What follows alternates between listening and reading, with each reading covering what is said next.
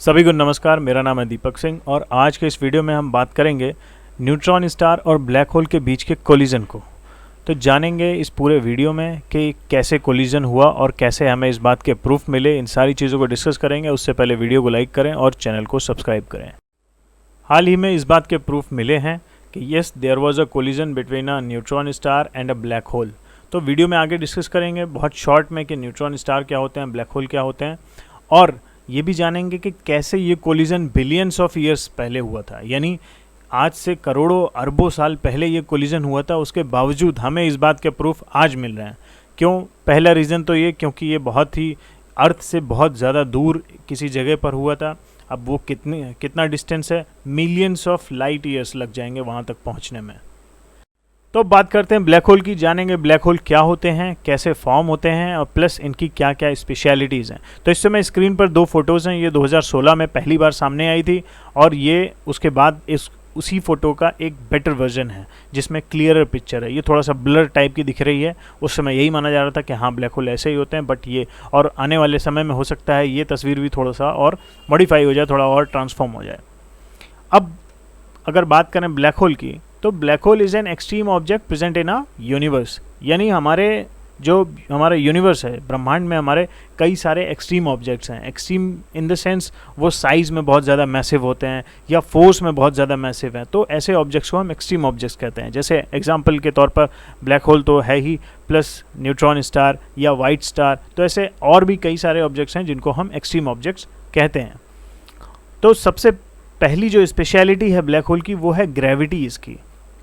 इसमें ग्रेविटी इतनी ज़्यादा स्ट्रांग होती है कि कोई भी ऑब्जेक्ट आसपास हो तो वो उसको अपने अंदर खींच लेता है। यानी सपोज़ कोई प्लैनेट है या कोई स्टार है, कोई कॉमेट है, तो वो ऑटोमेटिकली इसके सेंटर की तरफ अट्रैक्ट हो जाएगा और जो ब्लैक होल है उसको अपने अंदर ग्रैब्स कर लेगा। And even radiation, any sort of radiation, sunlight suppose अगर यहाँ से पास हो रही है तो सनलाइट भी इसको क्रॉस नहीं कर पाएगी। जो ब्लैक होल है उसको सनलाइट को पूरी तरीके से अपने अंदर ग्रैब्स कर लेगा। इसी वजह से हम देख रहे हैं कि अंदर जो सेंटर है उसका वो क्या है, डार्क कलर का है। ऑलराइट। और इसके बाद अगर बात करें टेम्परेचर की, तो ब्लैक होल का जो टेम्परेचर है उसको प्रैक्टिकली ऑब्जर्व करना बहुत मुश्किल है, इम्पॉसिबल है।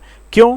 क्योंकि जो ब्लैक होल का साइज़ है, तो ब्लैक होल का टेम्परेचर उसके साइज़ के इन्वर्सली प्रोपोर्शनल होता है। यानी जितना बड़ा साइज़ होगा उसका टेम्परेचर उतना ही कम होगा। तो अर्थ से प्रैक्टिकली ये बहुत मुश्किल है, क्वाइट इम्पॉसिबल है कि यहाँ से उसके टेम्परेचर को हम ऑब्जर्व कर लें। और अब इसके बाद बात करें फॉर्मेशन की, ब्लैक होल कैसे बनते हैं। तो जब किसी भी स्टार का सेंटर कोलैप्स हो जाता है, यानी कोई भी स्टार जब कोलैप्स होकर अपने सेंटर में ही सबमर्ज हो जाता है, तो उसी से ब्लैक होल का जन्म होता है। तो ब्लैक होल डिस्कस करने के बाद इन शॉर्ट डिस्कस करेंगे न्यूट्रॉन स्टार को भी, जानेंगे कैसे फॉर्मेशन होता है इनका, प्लस क्या खास बातें हैं इनकी। तो अगर बात करें फॉर्मेशन की, तो ये बनते हैं किसी भी सुपर जायंट स्टार के कोर के कोलैप्स होने से।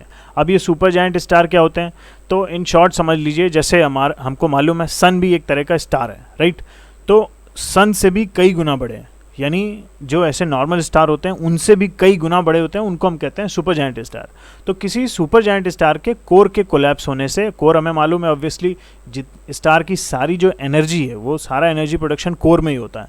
तो बहुत ही ज़्यादा एनर्जी होती है उसके पास। तो जब वो खुद यानी कोर जब कोलैप्स हो जाता है तो उसकी वजह से न्यूट्रॉन स्टार बनते हैं। अब बात करें अगर स्पेशलिटी की, तो सबसे पहले डिस्कस कर लें stellar class objects. Stellar class objects हम उनको बोलते हैं यानी जो ऑब्जेक्ट्स किसी स्टार से बन रहे हैं। तो ये जो कैटेगरी है स्टेलर क्लास ऑब्जेक्ट्स की, तो इस कैटेगरी में न्यूट्रॉन स्टार भी आता है और ये इनमें सबसे छोटा, स्मॉलेस्ट है, प्लस डेंसेस्ट, यानी सबसे सघन है, सबसे घना। कैसे? अगर इसकी डेंसिटी की बात करें तो एक इमेजिन करिए एक मैच बॉक्स यानी माचिस की डिब्बी के साइज़ का अगर हम न्यूट्रॉन स्टार मटेरियल ले लें तो उसका जो मास है वो होगा अराउंड 3 बिलियन टन्स। यानी इतना मैसिव वेट ये अपने अंदर रखता है। यानी अगर मैं इसको इमेजिन करने को कहूँ आपको, तो आप इमेजिन करिए कि अर्थ से हमने एक क्यूब काटा है और जिसकी डायमेंशंस हैं 800 मीटर, यानी उसकी लेंथ, ब्रेथ, हाइट ये तीनों क्या होंगी 800 मीटर्स।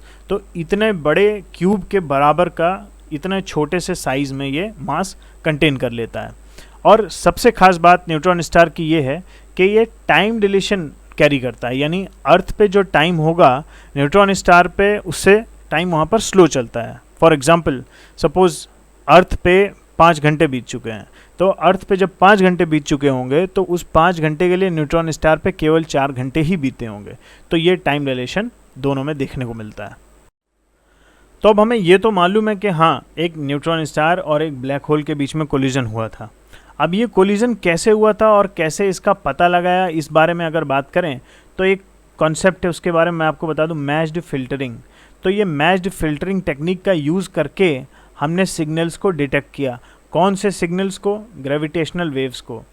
और इसी सिग्नल को यूज़ किया जाता है जब 2016 में ग्रेविटेशनल वेव्स को ऑफिशियली ये मान लिया गया था कि हाँ, ग्रेविटेशनल वेव्स एग्जिस्ट करती हैं, उनको ऑफिशियली डिटेक्ट किया गया था। तो सेम टेक्निक का इस्तेमाल किया गया था, यानी मैच्ड फिल्टरिंग का, और उसी का इस्तेमाल हमने इस फिनोमिना को डिटेक्ट करने में भी किया है। अब डिस्कस करते हैं कि ये पूरा फिनोमिना कैसे होता है, यानी ये जो कोलिजन है, ये पूरा इवेंट कैसे हुआ। तो सबसे पहले क्या होता है कि एक न्यूट्रॉन स्टार और ब्लैक होल दोनों एक दूसरे की रेंज में आते हैं, और रेंज में आने के बाद फाइनली क्या हो जाते हैं? मर्ज हो जाते हैं। मर्ज होने का मतलब है दोनों कोलैप्स कर जाते हैं एक दूसरे में, और इस कोलिजन की वजह से, इस मर्जर की वजह से एनर्जी जो है, एक vast amount of energy release होती है in the form of gravitational waves. और ग्रेविटेशनल वेव्स को हम किसी दिन दूसरे एक सेपरेट वीडियो में हम डिस्कस करेंगे, क्योंकि अपने आप में एक ब्रॉड टॉपिक है। तो जब क्या होता है, एनर्जी रिलीज होती है in the form of gravitational waves, फिर उसके बाद ये ग्रेविटेशनल वेव्स जो हैं, ये सिग्नल्स जो हैं, बैकग्राउंड में मतलब नॉइज़ बहुत ज़्यादा जनरेट होता है, उस नॉइज़ के पीछे ही दब जाते हैं, मतलब क्लियरली दिखते नहीं। उनको डिटेक्ट करने के लिए कुछ ना कुछ हमें, जैसा हमने यहाँ पर मैच्ड फिल्टरिंग को यूज़ किया, तो ऐसे ही कुछ ना कुछ स्पेशल टेक्निक्स का हमें इस्तेमाल करना पड़ेगा।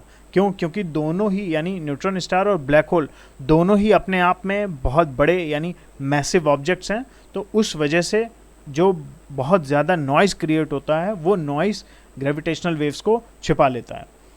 अब ख़ास बात यह है कि ये ग्रेविटेशनल वेव्स जो हैं स्पीड यानी लाइट के बराबर, स्पीड ऑफ लाइट से ही चलती हैं।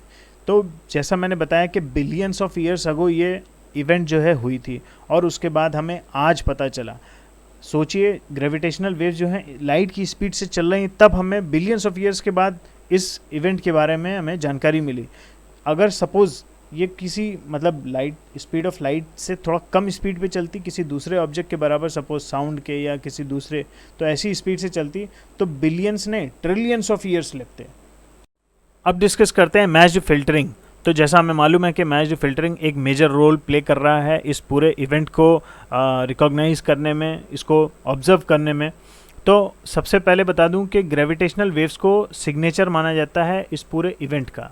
सिग्नेचर कहने का क्या मतलब है, इसको आप ऐसे समझिए, एक एग्जांपल देता हूं मैं आपको कि सपोज़ अर्थ पर कहीं भी कोई अर्थक्वेक आ रहा है, तो अर्थक्वेक जब भी आएगा तो एक इवेंट हमेशा हो रही होगी, क्या? टेक्टोनिक मूवमेंट ज़रूर होगा, उसी वजह से क्या आते हैं? अर्थक्वेक आते हैं। तो उसी तरह से मैच्ड फिल्टरिंग में भी है कि जहाँ पर भी ऐसा कोलिजन होगा तो वहाँ पर ग्रेविटेशनल वेव्स ज़रूर प्रेजेंट होंगी। इसीलिए हम इसको सिग्नेचर कहते हैं इस पूरे इवेंट का। अब मैच्ड फिल्टरिंग की अगर बात करें तो इसमें क्या होता है कि सबसे पहले आइंस्टीन को बता दूं कि आइंस्टीन को, जैसे हम सब जानते ही हैं इनके बारे में, तो आइंस्टीन ने जो थ्योरी ऑफ रिलेटिविटी दी थी, तो उसी थ्योरी ऑफ रिलेटिविटी में जो वेवफॉर्म्स आइंस्टीन ने प्रेडिक्ट किए थे, ग्रेविटेशनल वेव्स के जो वेवफॉर्म्स उन्होंने दिए थे, तो उसी को हम कंपेयर करते हैं। किससे कंपेयर करते हैं? ये जो पूरा इवेंट है, तो हमें जो भी इसका डेटा मिलता है, उस डेटा को हम आइंस्टीन के थ्योरी ऑफ रिलेटिविटी में जो भी वेवफॉर्म्स हैं उसके साथ कंपेयर करते हैं, और जब भी ये वेवफॉर्म्स मैच होते हैं तो ये बोला जाता है कि ये इवेंट हो गया। इसका मतलब ये है कि जब कभी भी मैच फाउंड हो जाएगा, यानी जो थ्योरी ऑफ रिलेटिविटी में दिए हुए जो स्पेक्ट्रम है ग्रेविटेशनल वेव्स के, तो जैसे ही वो मैच होंगे, जो डेटा हमें मिला है, तो हम क्या कहेंगे कि ऐसा कोई इवेंट हुआ है, यानी ये कोलिजन जो है अकर किया है। और इसके बाद अगर बात करें दूसरी चीज़ों की, तो इस डेटा में जो दूसरे पैरामीटर्स हैं, यानी इसके साथ जो बाकी एसोसिएटेड इन्फॉर्मेशन है, उसका इस्तेमाल करके हम बाकी की जानकारी निकालते हैं। कैसे? जो प्रोबेबल मास है, या डिस्टेंस अगर कहें, स्पिन कहें, या लोकेशन की बात करें, ये जो इवेंट है यानी ये कोलिजन कहाँ पर हुआ था, तो ये सारी जानकारी हमें उसी डेटा को प्रोसेस करके ही मिलती है। अब बात करते हैं इस पूरे इवेंट के सिग्निफिकेंस पे, यानी इसका ह्यूमैनिटी के पॉइंट ऑफ व्यू से क्या इंपॉर्टेंस है। तो ये कई सारी थ्योरीज, कई सारी मिस्ट्री से पर्दा उठा सकता है। जैसे सबसे पहले अगर बात करें तो न्यूट्रॉन स्टार जो है उसकी एक सरफेस होती है और ब्लैक होल की सरफेस नहीं होती है। इस बात की जानकारी हमें ऐसे इवेंट से मिलती है। प्लस जो न्यूट्रॉन स्टार है तो उसका जो मास अगर सन से कंपेयर करें तो सन से लगभग 1.5 से 2 गुना न्यूट्रॉन स्टार का मास होता है, क्योंकि हमने पहले डिस्कस किया बहुत ज़्यादा डेंस होते हैं वो। और फिर उसके बाद जो ओरिजिन है इन ऑब्जेक्ट्स का या कोलिजन मर्जिंग की बात करें तो ऐसे ऑब्जेक्ट्स के इन सारे फिनोमिनास के बारे में भी हमें इस ऐसे किसी इवेंट से पूरी जानकारी मिलती है।